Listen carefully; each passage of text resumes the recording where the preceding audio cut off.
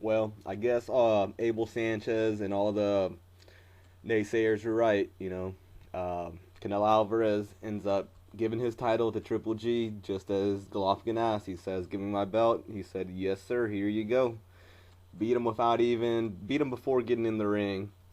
Now, it's funny because he's actually saying that Canelo's actually saying that, well, I don't want to be pressured by any timelines for this belt. So basically, he allowed the belt to do him a solid and allow him to duck Golovkin and go after a smaller 140, 147 Amir Khan blown up to fight versus the 160 paper champ. And this happened yesterday. It's kind of a no surprise because the way he's been, if it looks like a duck, sounds like a duck, it's probably a duck. And that's exactly the situation with Canelo Alvarez.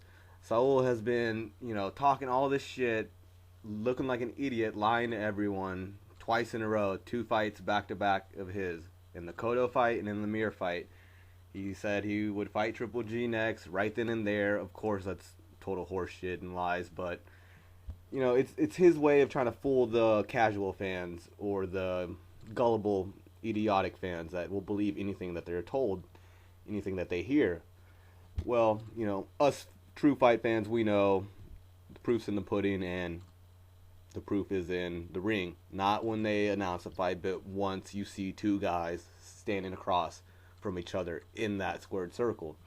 So Canelo Alvarez forfeits the belt, gives it away, even though on that on the post-fight press conference versus Amir, you can see him wearing that Canelo champ, the 160 champ, and so he was proud of it. But again, how does the WBC feel about this? Because they gave him a pass, and they gave him extensions, anything they could, and yet he shits on them by giving up the belt like it doesn't matter. He's shitting on boxing by creating his own weight class. He's shitting on boxing by cherry picking these smaller 140, 147 pounders and bringing them up to technically 160 middleweight division. And he's shitting on boxing by not giving the fight fans what they want to see and by ditching the belts and not respecting anything related to the sport. Now, of course, he has his detractors that are going to back up anything he says. If he were to dress up in cross net, fishnet, drag, and ask another guy to grab his or touch his balls, they would actually defend it, and they are. It's actually happening.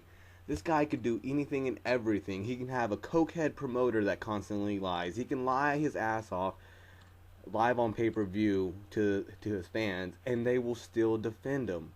They will be like, no, he's going to fight Triple G after the Cotto fight. And then that didn't happen. They still defend him. Oh, well, we meant the Amir Khan fight. It's like, no, you didn't. You meant whatever the fuck he said. And whenever he says something, you rise to the occasion like a fanboy and defend his ass. When is enough going to be enough? I mean, how many times does this guy have to prove to you that he's scared shitless and that he doesn't give a fuck about anything except for his little redhead ginger ass? All he cares about is doing whatever the fuck he wants, as long as it's in his favor. And he actually has the audacity to say that, oh, I still want to fight Triple G, but I don't want to be, put on a timeline. And it's kind of sneaky on his part because now that way he can be like, well, I agreed to the fight, and whatever demands he could come up with that are total horseshit, he can be like, well, that was on Triple G. They didn't agree to it. He ducked a timeline while ducking Triple G, and that's basically what's happening. That way he doesn't have to be forced to fight, everyone's forced to fight. Golovkin was forced to fight Wade, his mandatory. We didn't want to see that, but at least it was an undefeated guy, and it was a keep, stay busy fight, in hopes that we see Canelo Alvarez next. But after he gave up his WBC 160 strap, it's looking further away from happening, and don't get me wrong, it could happen, but will it happen this year? I was going towards the notion of, yes, he's being pressured so much, and there's so much, outcry from the fight fans. You go to his social media pages, Instagram, Facebook or YouTube here, you know, you can see people clamoring for the fight, GGG 160, all this and that. So, I mean, maybe I thought that was going to be enough. I thought, you know, if him not being a proud Mexican is not enough, well, then him feeling the pressure from the fans will be enough. And apparently it's not, because he doesn't give a shit about the fans or anything. So you fanboys keep defending him. Just know he doesn't give a shit about you, and don't bring up pay-per-view buys because I heard that was a flop. 400 to 600K?